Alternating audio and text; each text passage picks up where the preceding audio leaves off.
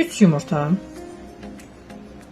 1 çimdik tuz, 90 qram şeker. Mikserlə ağarana qədər qarışdırırıq. 120 ml süt, 120 ml bitki yağı qarışdırırıq. 1 paket kabartma tozu, 20 qram kakao, 200 qram un əlavə edib qarışdırırıq. Ərzaqların dəqiq miqdarını postun altında qeyd edəcəm. Soba tavasına əlavə edirik. Əvvəlcədən isitdiyimiz 180 dərəcəlik sobada 15-20 dəqiqə bişiririk.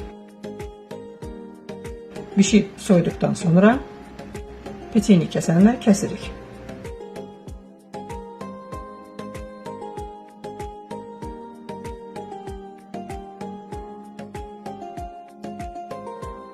Hamısını kəsib qurtardıqdan sonra kənarlardan qalanları umac edirik. Südlə isladırıq. Krem əlavə edirik. Krem 300 qram qaymaq, 200 xörək qaşığı qatlaşdırılmış süd. İçinə meyvə cemi əlavə edirik. Hər hansı meyvə cemindən istifadə edə bilərsiniz.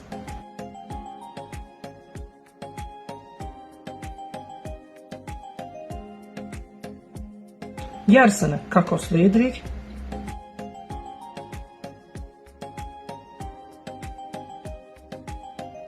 Yarısını da əvvəlcədən hazırladığımız umaca batırırıq.